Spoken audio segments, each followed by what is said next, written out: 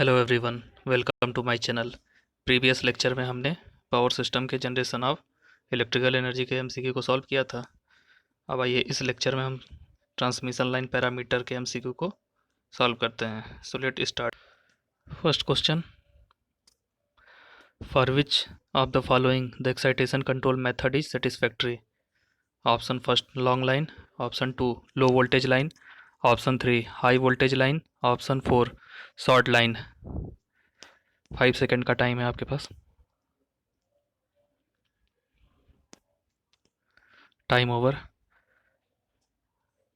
Option four short line इसका correct होगा। Excitation control method से हम शॉर्ट लाइन को, क्योंकि इसके आउटपुट और इनपुट वोल्टेज का जो डिफरेंस होता है सेंडिंग एंड रिसीविंग एंड वो कम होता है, तो इससे हम कंट्रोल कर लेते हैं। Next one, wire place on top of the transmission line act as a phase wire, neutral, transmission wire, ground wire.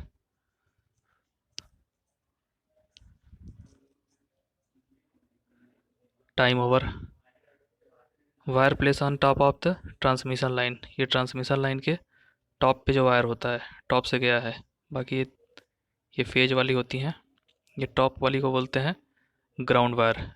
अगर कोई भी फॉल्ट होता है इस पे तो यहाँ से ये सीधे ग्राउंड में ले जाएगा, ताकि मेरा टावर और ये कंडक्टर बच जाएं। Okay, next one, bundle conductor in H V होगा high voltage transmission system provide increase corona loss, increase line capacitance, increase line reactance, reduce line capacitance, reduce voltage gradient.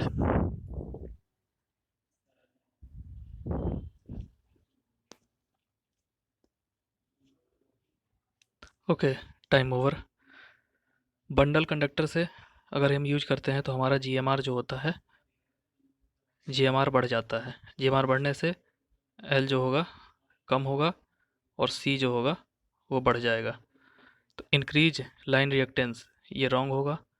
Reduce capacitance, capacitance तो बढ़ जाता है तो ये भी wrong होगा। Reduce voltage gradient, voltage gradient जो है ये रिड्यूस हो जाता है।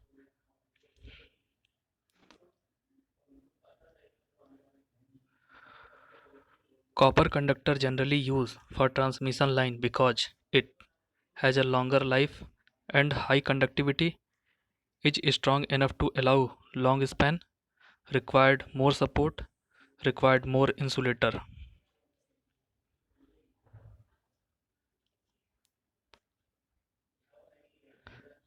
Time over.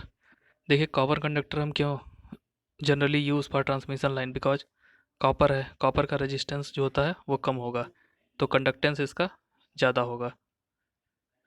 तो conductance high conductivity, high has longer life, resistance कम होगा, वोल्टेज ड्रॉप कम होगा तो हीट कम प्रोड्यूस होगा, आई स्क्वायर आर लॉस इसमें कम होगा तो हीट से हमारा इसका जो लाइफ टाइम होता है ये भी बढ़ जाता है। तो ऑप्शन फर्स्ट हो जाएगा, has a longer life and high conductivity. Okay, next question,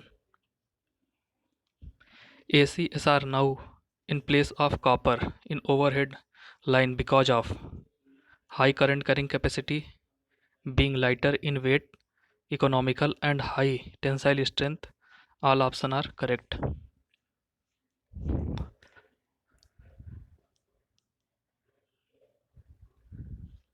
time over.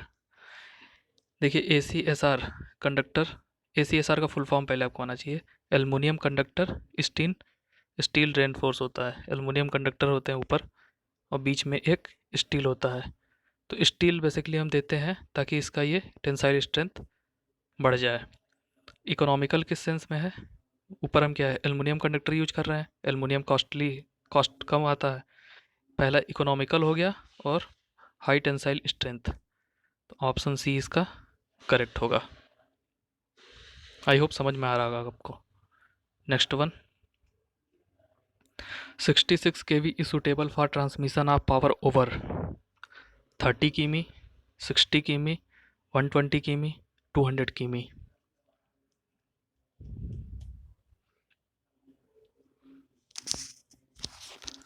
Time over 66 kV suitable for transmission of power over 30 km 30 km line. Okay, next one. ACR ACSR conductor have all conductor made of aluminum, outer conductor made of aluminum, inner conductor made of aluminum, no conductor made of aluminum. Your time start now.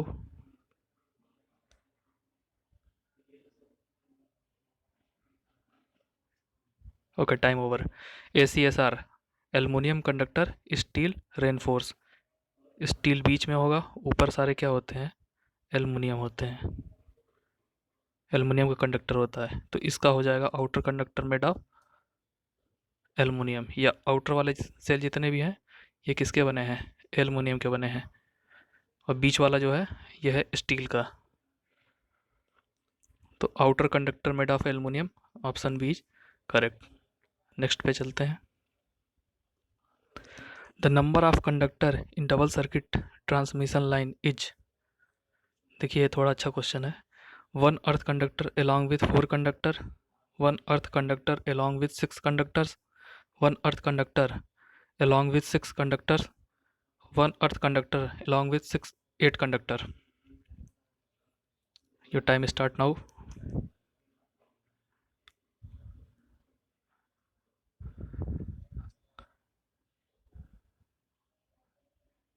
Okay, देखिए double circuit single circuit line में क्या होता है, R by B, R by B हो गया, और ऊपर का जो ये होता है टॉप पे एक कंडक्टर, अर्थ कंडक्टर लगाते हैं। डबल सर्किट में क्या होता है, आर वाई बी हो गया, ये इसमें होता है R dash Y dash B dash,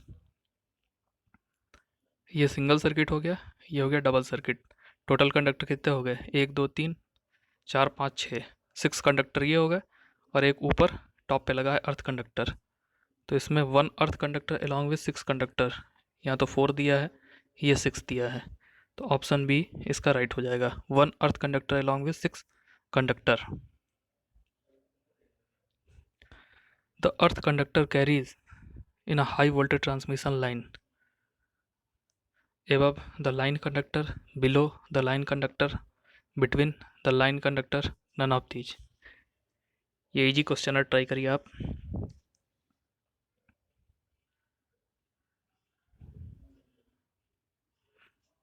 times up.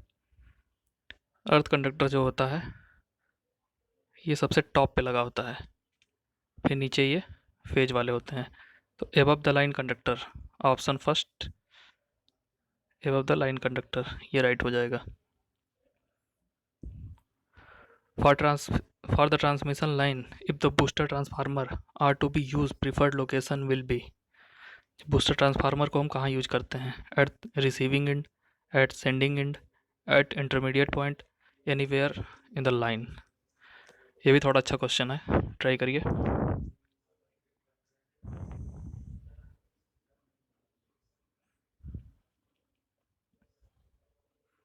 Times up. देखिए बूस्टर ट्रांसफार्मर है ये, और किसी भी अगर इंड पे हमको यूज करना होगा तो इंड पे हम यूज करते हैं tap changing, tap changing transformer. तो एट रिसीविंग एंड, यहाँ तो बूस्टर लगाएंगे नहीं, एट द सेंडिंग एंड यहाँ भी नहीं लगेगा। किसी भी पॉइंट पर अगर ट्रांसमिशन लाइन के अगर हमें वोल्टेज अप करना है, वोल्टेज बढ़ाना है, तो हम वहाँ यूज कर लेते हैं बूस्टर ट्रांसफार्मर, तो ये यूज होगा at the intermediate point. Next, the material for armouring on cable is usually galvanized steel wire, steel tape, both galvanized steel wire and steel tape, none of these.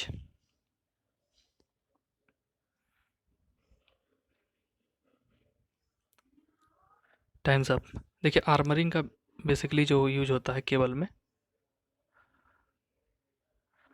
ये होता है mechanical protection देता है, mechanical protection देगा। जैसे कहीं भी cable को हम ले जा रहे हैं तो इसका ये जो ये लेड सीट होता है इस पर, ये आर्मरिंग हो गया। आर्मरिंग का काम क्या है, मैकेनिकल इंजरीज से बचाने के लिए। तो या तो both galvanise steel wire and steel tape, इसमें दोनों यूज होता है, both galvanise steel wire and steel tape. Under no load condition, the current in transmission line is due to corona effect, capacitance of line, backflow from earth, spinning reserve। Try करिए।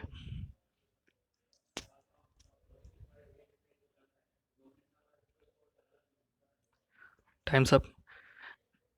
देखिए transmission line में होता क्या है, no load condition में ये बीच में क्या कैपेसिटर फॉर्म होता है, फेज और अर्थ के बीच में।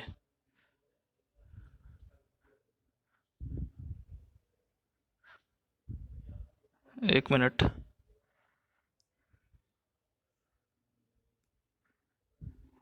ये फेज और अर्थ के बीच में कैपेसिटर फॉर्म हो जाता है। कैपेसिटर फॉर्म होने पे क्या होता है, नो लोड कंडीशन है तो ये चार्जिंग करंट यहाँ से प्रोड्यूस होता है। तो ये चार्जिंग करंट, तो कैपेसिटर ऑफ द लाइन, देखिए इसका ऑप्शन तो हो जाएगा कैपेसिटेंस ऑफ लाइन। अब ये चार्जिंग करंट जो होता है ये रिसीविंग एंड के वोल्टेज वी आर को इम्प्रूव करेगा और पावर फैक्टर को भी इम्प्रूव करता है, ये पावर फैक्टर को इम्प्रूव करेगा। और यही फिनोमिना होता है फेरेंटी इफेक्ट का, कि लोड को हमको रिएक्टिव पावर जितना चाहिए उससे ज़्यादा ये प्रोड्यूस करके कैपेसिटर से ये दे रहा है लोड को, इसके चलते वी आर इंक्रीज होता है। तो इसका आंसर हो जाएगा capacitance of line no load condition पे।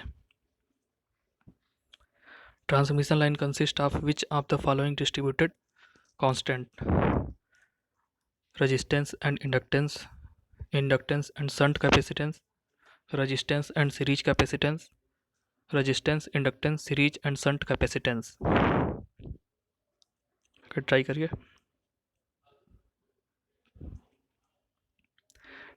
Times up. देखिए ट्रांसमिशन लाइन में कौन कौन सा पैरामीटर होता है, रेजिस्टेंस तो होगा ही, इंडक्टेंस होगा भी,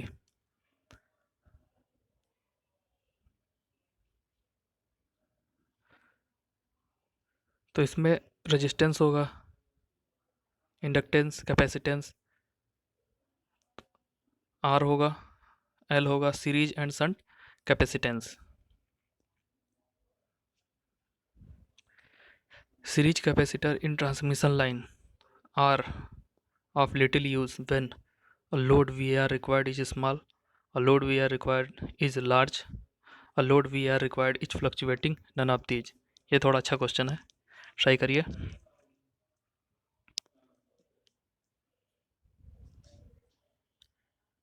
times up.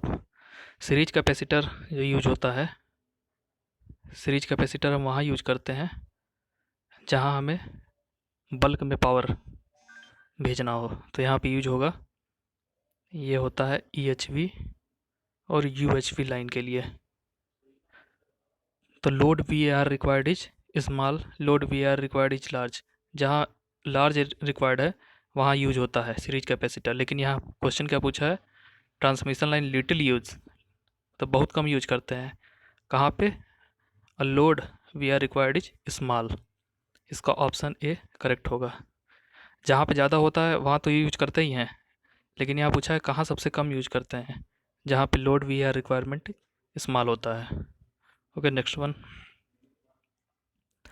The skin effect does not depend upon operating voltage, diameter of conductor, frequency, shape of conductor।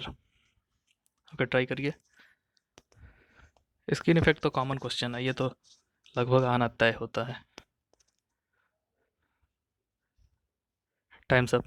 देखिए स्किन इफेक्ट जो होता है, स्किन इफेक्ट ये प्रोपोर्शनल टू होता है 1/, skin depth,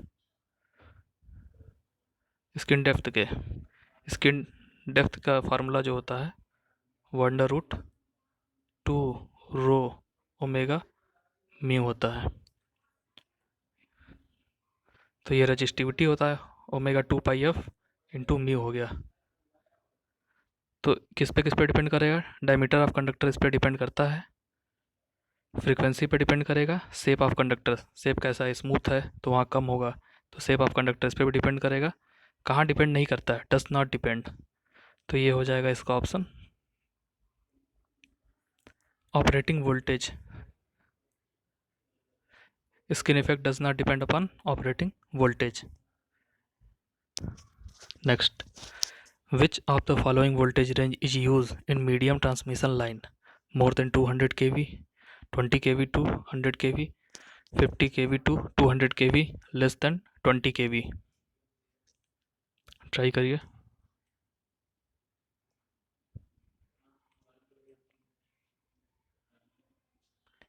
okay, times up.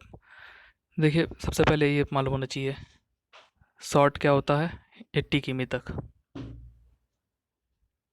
Medium होता है 80 टू 200 200 किमी, और लॉन्ग होता है 200 किमी के ऊपर। लेस देन 20 केवी ये हम यूज करते हैं शॉर्ट, 20 केवी टू 100 केवी ये हम यूज करते हैं मीडियम के लिए। यहाँ पूछा है मीडियम ट्रांसमिशन लाइन के लिए 20 केवी टू 100 केवी, और 100 केवी के ऊपर यूज करते हैं हम लॉन्ग ट्रांसमिशन लाइन के लिए।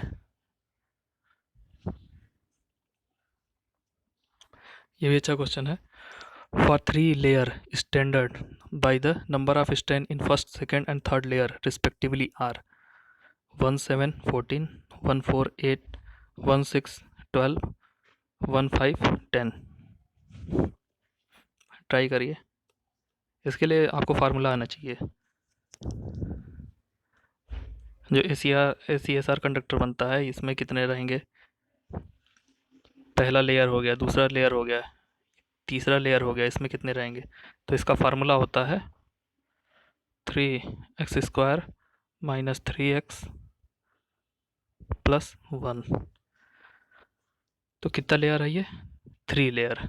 यहाँ 3 रखेंगे, 3 × 9 ये हो जाएगा 27, -3 × 3 9 + 1 ये हो जाएगा 19। टोटल कंडक्टर कितने हो गए 19। अब ऑप्शन में पहला क्या है 17, 14, 17, 8 ये 20 ये नहीं होगा, 14, 8 ये 13 ये भी नहीं होगा, 16, 12 ये इसका सम जो है ये 19 आएगा। ये ऑप्शन सी इसका करेक्ट हो गया। अब देखिए अगर सिंगल लेयर होगा तो ये कितना हो जाएगा 3 - 3 दोनों कटेगा, सिंगल लेयर के लिए आएगा 1। Okay, next, voltage regulation is considered to be best for transmission line 100%, 98%, 2%, 40%।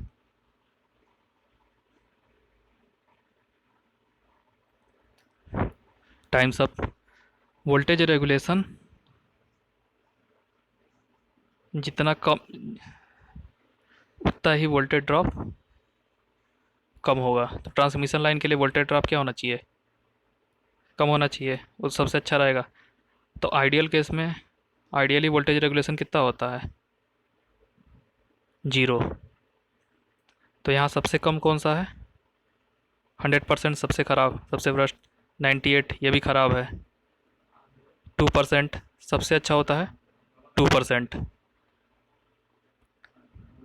Next one, under no load condition in transmission line the receiving end होगा ये, सॉरी वो थोड़ा टाइपिंग मिस्टेक है।